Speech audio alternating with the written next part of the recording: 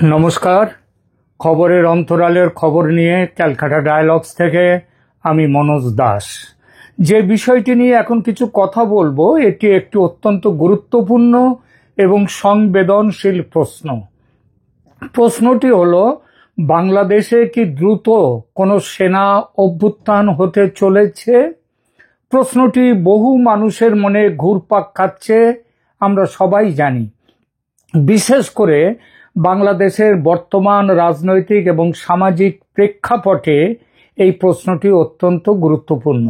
তবে এই প্রশ্নের উত্তর দেওয়ার আগে আমাদের কিছু মৌলিক বিষয় বুঝতে হবে। প্রথমত আমাদের বুঝতে হবে যে সেনা অভ্যুত্থান কখন হয় ও কেন হয়।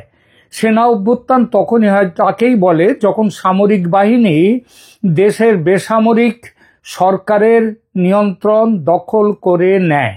এর পেছনে অনেক কারণ থাকতে পারে, যেমন রাজনৈতিক অস্থিতিশীলতা, যখন কোনো দেশে রাজনৈতিক সংকট চরম আকার ধারণ করে, সরকার জনগণের আস্থা হারায় এবং দেশ পরিচালনায় ব্যর্থ হয়, তখন সামরিক বাহিনী নিজেদেরকে উদ্ধারকারী হিসেবে তুলে ধরে।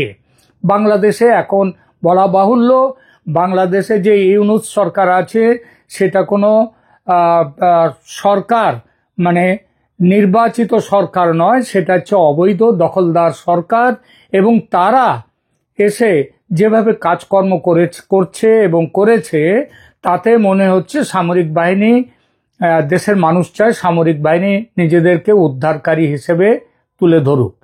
দ্বিতীয় কথা, অর্থনৈতিক সংকট কখন হয় সেই প্রসঙ্গে বলতে হয় চরম অর্থনৈতিক দুরবস্থা, উচ্চ মুদ্রাস্ফীতি, বেকারত্ব এবং দারিদ্র্য যখন জনগণের মধ্যে অসন্তোষ সৃষ্টি করে, তখন এর সুযোগ নিয়ে কিংবা এই অবস্থা থেকে বাঁচতে সামরিক বাহিনী ক্ষমতা দখলের চেষ্টা করে।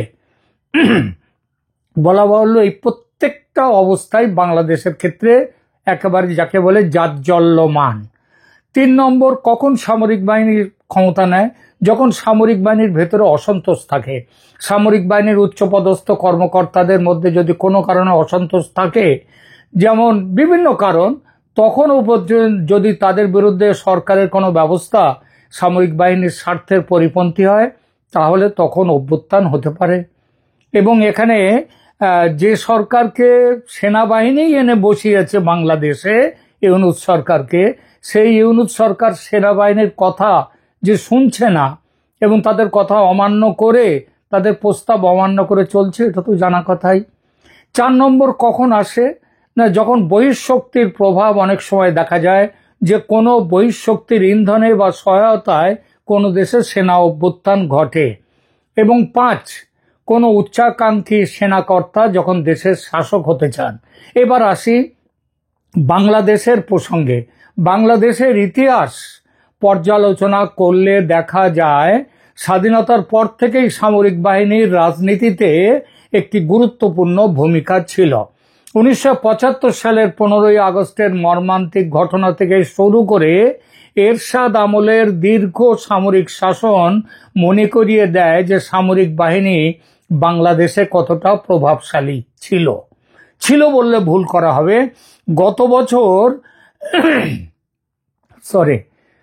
বছর শেখ হাসিনার পতনের পশ্চাতেও ছিল সেনাবাহিনীর মুখ্য ভূমিকা। তবে তফাৎ এক জায়গায়, গত বছর 2024-এ সুযোগ থাকা সত্ত্বেও সেনা কিন্তু ক্ষমতা দখল করেনি। এমনও বলা যায়, দখলের পথে এগিয়ে গিয়েও পিছিয়ে এসেছিল সেনাবাহিনী। জেনারেল ওয়াকারুজ্জামানের 5 আগস্ট 2024-এ দেওয়া ভাষণটি শুরু করুন, আমি আপনাদের সবার জানমালের ব্যবস্থা নিজের ঘাড়ে নিলাম, আপনাদের জানমালের রক্ষার কথা আমি নিজেই নিলাম। এই নিজে ক্ষমতা গ্রহণ কিন্তু তিনি করলেন না, তিনি মোহাম্মদ ইউনূসকে ক্ষমতায় বসালেন। এই ক্ষমতায় বসানো, এটা কি স্বেচ্ছায় বসানো, নাকি সেনাপ্রধান বাধ্য হয়েছিলেন ইউনূসকে ক্ষমতায় বসাতে? সেটা বোঝা যায় আমেরিকা ও পশ্চিমা বিশ্বের চাপে পতন ঘটেছিল হাসিনার সরকারের, এবং ইউনূস যে ক্ষমতায় বসেছেন সেটাও কিন্তু ওয়াশিংটনের ব্লু প্রিন্ট মাফিক। এটা আজকে পরিষ্কার হয়ে যাচ্ছে। ওই যে ইউনূস বলেছিলেন মেটিকুলাস ডিজাইন। 1 বছর আগে সম্ভাবনা থাকলেও সামরিক শাসন হয়নি দেশে। আজ 1 বছর পরে তাহলে এই কথা উঠছে কেন? অনেকেই মনে করছেন, এটাও বলছেন যে সেনাবাহিনী এগিয়ে গিয়ে পিছিয়ে আসছে, কারণ সেনাবাহিনীও এই সরকারের সাথে আছে। এ প্রশ্নটা স্বাভাবিক, কিন্তু তা হলেও তারপরেও আজকেও যদি বলা হয় গোপালগঞ্জের সেনাবাহিনী কি করেছে সেটা সবাই জানে, সেটা কোনো লুকোনো কথা নয়। কিন্তু তা সত্ত্বেও এখন কথা উঠছে যে সেনাবাহিনী বাংলাদেশের ক্ষমতা দখল করবে কি করবে না, তাদের করা উচিত। এই উচিতটা এর সবচেয়ে বড় কারণ হচ্ছে হাসিনা পরবর্তী ইউনূসের অন্তর্বর্তী সরকারের বিপুল ব্যর্থতা। বিপুল। এর ফলে 2025 সালের আগস্ট মাসে এসে দেখা যাচ্ছে বাংলাদেশ নামক দেশটি প্রতিষ্ঠার পর থেকে সবচেয়ে অস্থির অবস্থার মুখোমুখি আজ এসে দাঁড়িয়েছে। ঝুলিয়ে রাখা রাজনৈতিক পরিবর্তন ওটা হয়ে গেছে এখন যেন সেই গাদার সামনে গাজর ঝুলিয়ে দেয়া, সেই রকমই জনসাধারণের অস্থিরতা, দেশ চালানোয় চরম ব্যর্থতা এবং সরকারের বিরুদ্ধে সেনার অবিশ্বাস, সব মিলে মিশে সেনা অভ্যুত্থানের সম্ভাবনা ক্রমশ জোরদার হয়ে উঠেছে। শুধু দেশীয় কারণ নয়, কিছু আন্তর্জাতিক কারণও যুক্ত হয়ে এই সেনা অভ্যুত্থানের সম্ভাবনা আরো তীব্র করেছে। 2024 সালের আগস্টে যে অভ্যুত্থান বা আন্তর্জাতিক অভ্যুত্থান বা ষড়যন্ত্র যেটাই বলুন না কেন, সেটা আন্তর্জাতিক ষড়যন্ত্রের বলি হয়েছিল হাসিনা সরকার। দেশের মানুষ আন্তরিকভাবে চেয়েছিল নতুন সরকার এসে একটা হিলিং টাচ দেবে, শান্তি এবং স্বস্তি ফিরবে দেশে। গত 1 বছরের অভিজ্ঞতা তার একেবারেই বিপরীত। এতটাই বিপরীত যে মানুষ এখন বলছে পরিষ্কারভাবে রাস্তায় নেমে যে হাসিনার আমল অনেক ভালো ছিল। তাদের উপরে নানা রকম অত্যাচার নেমে আসছে, তা সত্ত্বেও এ কথাগুলো বলবার লোক কিন্তু আজকে কম নেই বাংলাদেশে। তারা স্পষ্টভাবে বলছে এই 11 মাসে কি অভিজ্ঞতা অর্জন করেছে মানুষ। জনগণের অবিশ্বাস এবং বারবার গণবিক্ষোভ, সেইটা এই অভিজ্ঞতা হয়েছে। দেশব্যাপী পুলিশ ধর্মঘট এবং পরবর্তীতে আইন প্রয়োগকারী সংস্থার পতন, যার ফলে বেসামরিক শৃঙ্খলায় সেনাবাহিনীর ভূমিকা আরও গভীর হয়েছে। অন্তর্বর্তীকালীন সরকার এবং সশস্ত্র বাহিনীর মধ্যে ক্রমশ বেড়ে যাওয়া দ্বন্দ্ব, বিশেষ করে বিলম্বিত নির্বাচন এবং বিতর্কিত নীতি প্রস্তাবের বিষয়ে। যেমন নীতি প্রস্তাবগুলো কি? যেমন আমেরিকাকে মানবিক করিডোরের নামে ঘাঁটি করতে দেয়া, তারপরে চট্টগ্রাম বন্দর তুলে দেয়া, তারপর সেন্ট মার্টিনস আইল্যান্ড, সেটা তো ইতিমধ্যেই আমেরিকার দখলে প্রায় চলে গেছে। এই সবগুলোর মধ্যে দিয়ে সেনাবাহিনীর সাথে এই যে বেসামরিক সরকার বলে ইউনূসের যেটা আছে তার দ্বন্দ্ব বেড়ে গেছে। জেনারেল ওয়াকারুজ্জামানের নেতৃত্বে বাংলাদেশ সেনাবাহিনী বারবার বলেছে 2025 সালের ডিসেম্বরের মধ্যে নির্বাচন করতে হবে এবং জানুয়ারির প্রথম দিনে নির্বাচিত সরকার যাতে ক্ষমতা গ্রহণ করতে পারে তার ব্যবস্থা করতে হবে। সরকার নানান বাহানায় এড়িয়ে গেছে সেনাবাহিনীর এই প্রস্তাব কিংবা সেনাবাহিনীর এই চাওয়া। কদিন আগে ফেব্রুয়ারির প্রথম অর্ধে ভোট হবে বলে জানিয়েছেন মোহাম্মদ ইউনূস, কিন্তু সন্দেহ করার যথেষ্ট কারণ আছে যে শেষ মুহূর্তে কোনো না কোনো বাহানা দিয়ে বাতিল হবে নির্বাচন। বাতিল করতে অবশ্য বড় কিছু অসুবিধে নেই, কারণ ইউনূস এখন সঙ্গে পেয়েছেন আমেরিকাকে, এবং আমেরিকার যে স্বার্থ সেই স্বার্থ রক্ষা করার জন্য ইউনূস এখন ব্যস্ত। সুতরাং আমেরিকা ইউনূসকে সাহায্য করে যাবে। জেনারেল ওয়াকারুজ্জামান জোর দিয়ে বলেছেন যে শুধুমাত্র একটি নির্বাচিত সরকারই রাজনৈতিক স্থিতিশীলতা প্রদান করতে পারে দেশে। আসন্ন সামরিক হস্তক্ষেপের গুজব বা সম্ভাবনার কথা সেটা কিন্তু চারদিকে ঘুরে বেড়াচ্ছে, এবং এই সম্ভাবনার কথা সত্ত্বেও, এইসব গুজব সত্ত্বেও সেনাবাহিনীর মুখপাত্ররা কিন্তু আনুষ্ঠানিকভাবে অভ্যুত্থানের কোনো উদ্দেশ্য বা পরিকল্পনা আছে সেনাবাহিনীর সেটা অস্বীকার করেছেন, এবং জনগণ এবং আন্তর্জাতিকভাবে গণতন্ত্রের প্রতি সেনা তাদের অঙ্গীকার আশ্বস্ত করার চেষ্টা করেছে, বলেছে যে ক্যান্টনমেন্টের এই চিন্তা, দেশের ক্ষমতা দখল করার কোনো চিন্তা নেই। তবে সেনাবাহিনীর বেসামরিক কর্তৃপক্ষ যদি সিদ্ধান্তহীন থেকে যায়, যদি দেশকে ক্রমশ অস্থিতিশীল করতে থাকে, তাহলে সেনাবাহিনী এগিয়ে আসবার কথা ভাবতেই পারে এবং সেটা ভেবেছেও।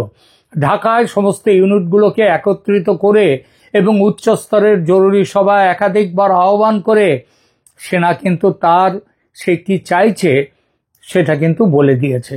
সরকারের দুর্বলতা এবং ঝুঁকি, অন্তর্বর্তীকালীন বেসামরিক প্রশাসন ভেঙে পড়েছে, একাধিক প্রতিদ্বন্দ্বী ক্ষমতা কেন্দ্র এবং বিতর্কিত পদক্ষেপ যেমন নিয়োগ এবং বৈদেশিক সম্পর্কের নীতি নিয়ে সেনার সাথে সংঘাত বেড়েছে। ছাত্র গোষ্ঠীগুলি বৃহৎ আকারের বিক্ষোভ অব্যাহত রেখেছে, কখনো কখনো সহিংস হয়ে উঠছে, যা পুনর্গঠনের সেনার ভূমিকা আরও বাড়িয়ে তুলবার পথে এগিয়ে নিয়ে যাচ্ছে।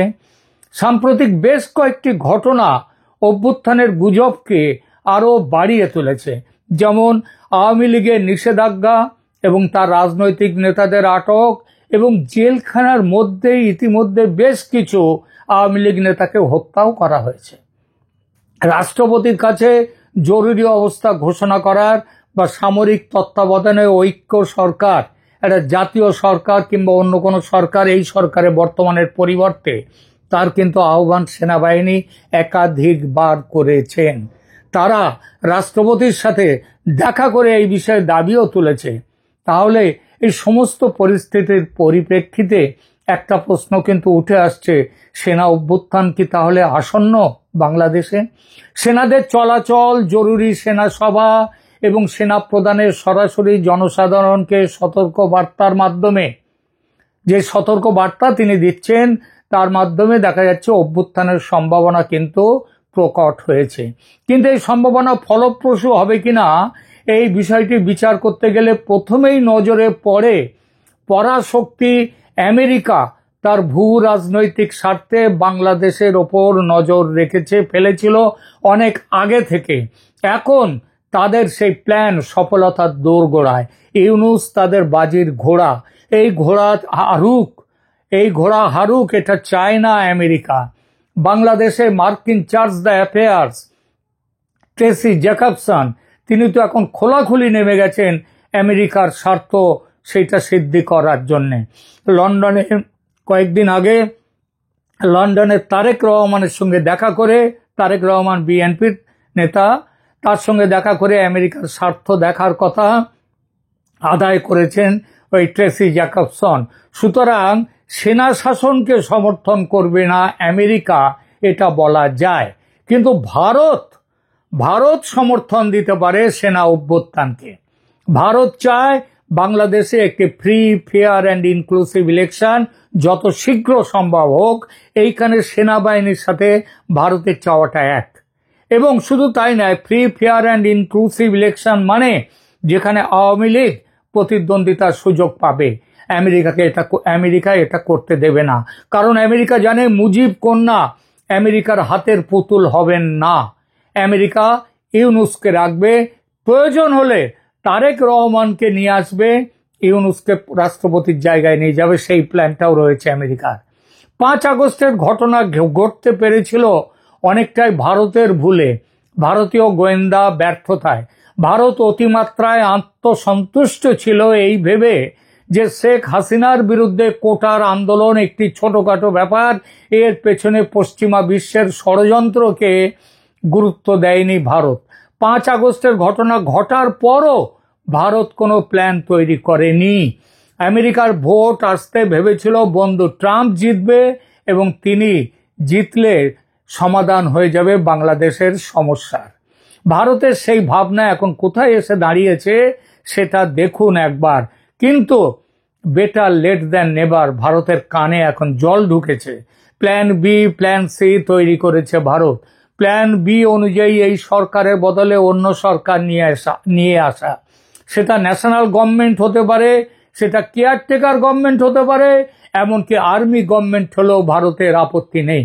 এবং প্ল্যান সি হলো আওয়ামী লীগের মুক্তি ফৌজ যুদ্ধে নামলে ভারত তাদের সাহায্যে এগোতেই পারে।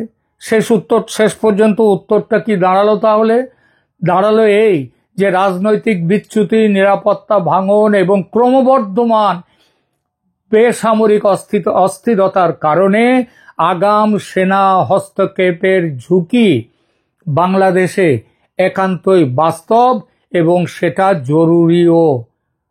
এখনকার মতো এখানেই রাখছি। ভালো থাকবেন। ধন্যবাদ।